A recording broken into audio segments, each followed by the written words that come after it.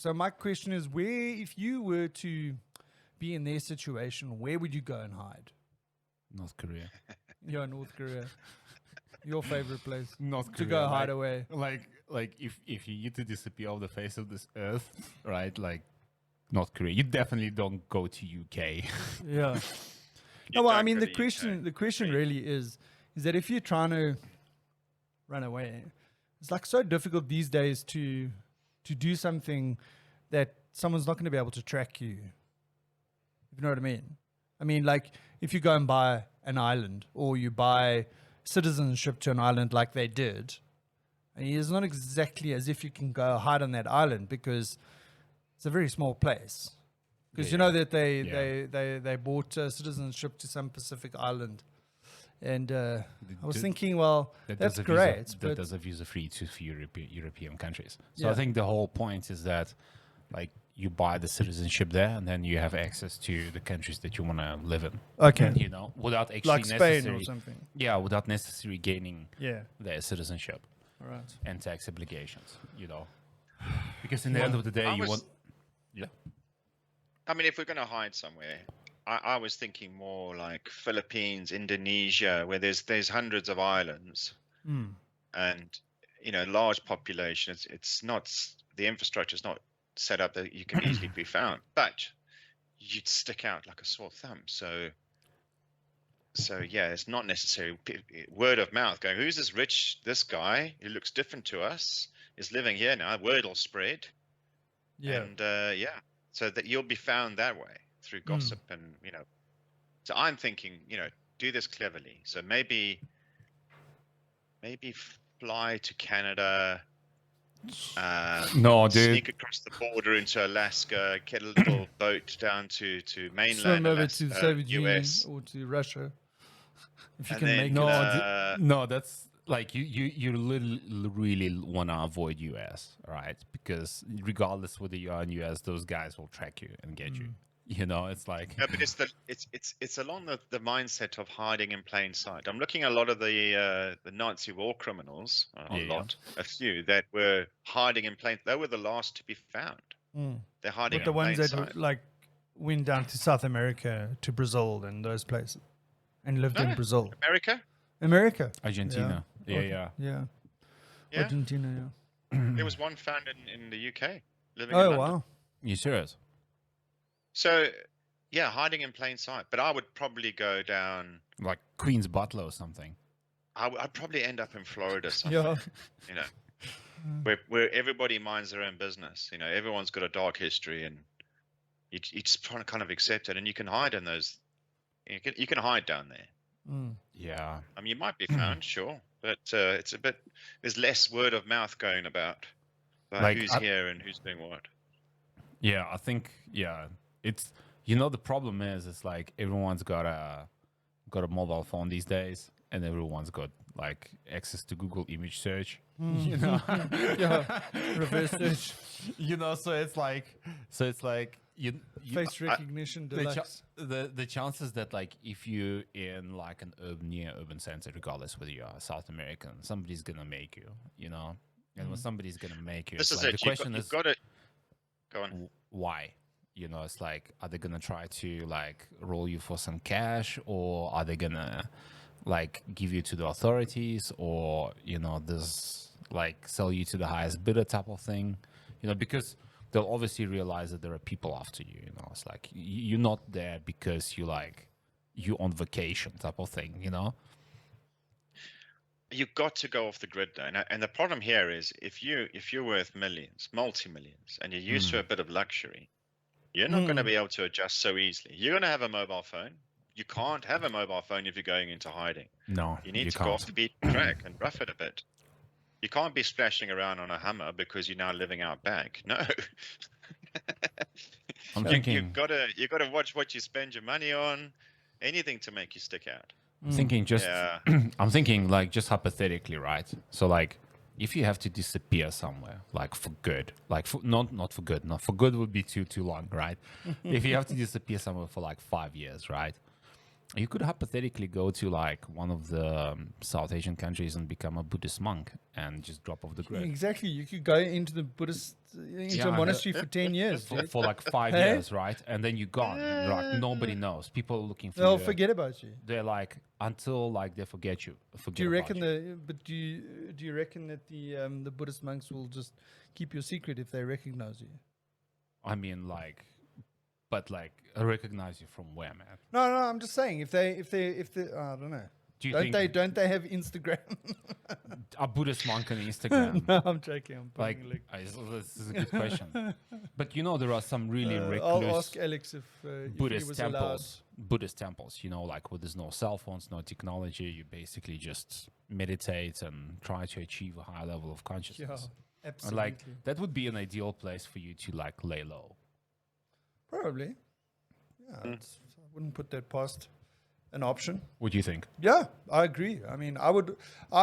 Nobody's gonna definitely- ask you questions about your history or like where you came from. But definitely, the trick is not to live lavishly. You know what I mean? It's got to be like a slow burn thing. You've got to backpack through, Asia, or do a scooter tour through Vietnam, or if you know what I mean. Like that's the kind of stuff you need to do. You missionary need work to, in Amazon type of thing. Yeah, you got to be like exactly missionary work in the Amazon. You know, but like going back to these to our Cape Town bros, like what's happening with them? Like what's the latest and greatest? Yeah. So from what I've heard recently is that obviously they've got some very upset customers at the moment. With really dark histories. Yeah, some of them with some dark histories. But but interestingly enough, we were talking already about praying for them. Yeah, he's already praying. So one of the guys came out of hiding in Tanzania, right? Okay. So is this in like the last week or so? Well, in the last 2 weeks, I think it was. So basically what happened was they want to put the company into liquidation, right?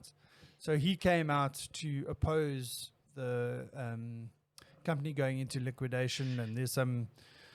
Because it turns out that they involved some company in Hong Kong, and the liquidating company had served the liquidation notice on this company in Hong Kong, and now he's coming out and saying, well, that's not right, because you're supposed to, that's not the contract's not with us, with our company, it's with that Hong Kong company. So anyway, it's all what can I say, bureaucratic and all that kind of stuff. But there's a South African guy who's a forensic guy.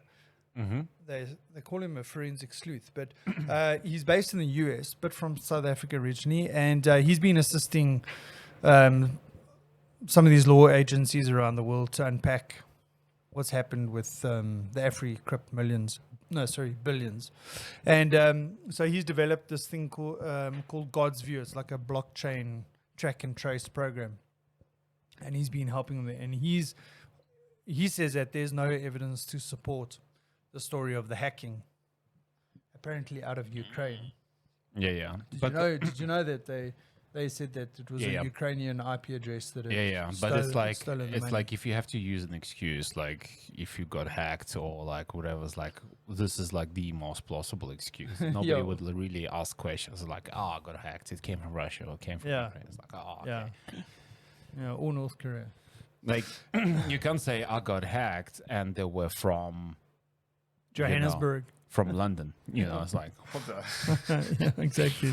So anyway, so he says that the evidence doesn't support the theory, and he said like for the last couple of months before the alleged hack, funds were being depleted out of the various wallets that were under control of Africrypt. So it's not looking bright for these dudes.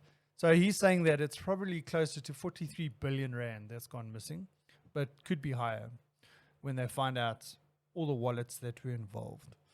Yeah. But then there's another Durban private investigator, he's a guy by the name of Sean Paris, I don't know how you pronounce it.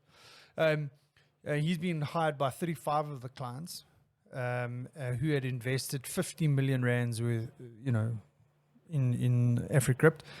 And apparently he's been given an unlimited budget to track them down. So I wonder who those clients are. yeah. Deep pockets, deep pockets. Yeah. So, I mean, what would you do if you had all that money? Like we were talking about it now, like laying low. So, the eldest brother, well, let's just say he likes to spend his money. He bought a Lamborghini for 4.75 million rand, and then slapped on a couple of extras, put on an exhaust, put on a spoiler. The exhaust set him back 60 grand. Spoiler 300,000. You know, talk about living under the radar. Huh? So apparently they lived in Belito, at Zimbabwe estate. A place to be And if you have the cash. apparently they rented this place and they put down 720,000 rand up front for the rent. I would imagine they would in just put the- Africoin or Yeah, cash. I don't know. I don't know how they paid. But yeah, and I mean they'd be like buying watches worth 200,000 rand, buying suits, 20 grand suits, that kind of stuff. So yeah. Because I mean, you think about it, if you started a business, a legitimate business trading in crypto coin or whatever, I mean, like what would you expect to be earning, you know, from let's say commission or whatever, you know, whatever your fee structure was for doing this trading for these people? I mean, do you think, I don't know. I mean, surely it would take you a couple of years to build up some wealth before you can start dropping this kind of money on luxuries. Look, all of this basically leads to, you know, like get rich, rip off some people type of. No, But well, you- no, How old are these guys? No, I know that, but Yeah, no, yeah. but that's what I'm saying. Is that I mean, is it wrong to say that it's not feasible or plausible that they would be able to be chucking this kind of money around Not a chance. after dude. 2 years Not a chance. of Not a chance. trading? Not a chance. Yeah, But if you look at Well- like the wealthiest individuals like in this world, you're Yeah. gonna have guys like literally wearing like a $50 shirt with a 3,000, maybe not even 3,000, $300 watch, yeah, and this guy packs like 2 billion in wealth. yes, You know, it's like, and it's like looks like a completely regular guy because it's like once you get to a certain level, right? It's like, oh, it doesn't matter anymore. It doesn't you matter. got what nothing it to is. prove. It's, yeah, I got nothing to prove, man. It's like, Yeah, I don't know. How They old are these clearly guys? were not living a life that was not drawing attention to them. That's for sure. Anyway, so we'll have to see what happens in the story. We'll monitor it closely. How old are these guys? 21 and 18. Yeah, you see, they don't have a sense of wealth. So they're just going to see money, spend money, right? they don't the have more- a sense of future, you know. It's like, and things look Delayed gratification. delayed gratification and you know building up portfolios and that type of stuff. Okay, so should the conversation then be more around how are we going to predict how long it is before the news catches up with them or something catches up with them? Or people are Because gonna it's catch up with inevitable them. now. And it's Yeah. not gonna look good. Yeah, So that's I the don't sad know. thing because it's like once you have, you know, and the news that Andrew mentioned is like one private investigator, right, that was hired by some clients that represent not even 0.01% of the funds that they've embezzled, right? So like imagine there's some really, really dark figures that not gonna come out, you know, and say, well, we've hired a private investigator, but who actually already put up the channel, put these guys on the kill list channel. And like, I don't know, like, is it worthwhile living your life? Like knowing On that, the run. no, not just on the run. The fact that people are gonna catch you and put you Yeah, in jail exactly. is now the least of your worries. Yeah, exactly. You know, the fact that people are gonna catch up with you and like quietly dispose of you and like in some gruesome and dodgy way, that possibility is very high at the moment. Yeah. Because those guys Absolutely. already know now, like they're not gonna get. I'm going to money wait out. for the Netflix series to be made so I can see what Yeah, happens. they're not. These guys that basically lost the money, they know they're not gonna get the money out now. So like they Oh, just, this a vengeance thing. Yeah. this is just like everybody just would want to get a piece of these dudes, Yeah. like literally. It's, yeah. They're going to make a movie out of this, I'm sure. You think so? I don't know. It depends how it ends. Dude. Oh, well, we'll predict the ending in the Netflix series, and then a week later it'll happen. Yeah, exactly. Netflix inadvertently, accidentally Yeah, leads reveals. the chasers to the right place. Well, hypothetically, think about it this way, right? Like, if these guys just drop off the radar and nobody ever finds them or any traces of them, what happened to them. Yes. Somebody caught up and... Yeah, they ain't coming back. Yeah, no, listen, dude, I mean, I wouldn't wish that on anyone, but I mean, listen, if you, I don't know. I think the safest place for them is in the solitary confinement in jail. Well, I don't know about that. I'm sure they could, based on the movies that I watched, I'm sure they could get someone in the could US, get them. Yeah. in the US, in the maximum security, like US prison.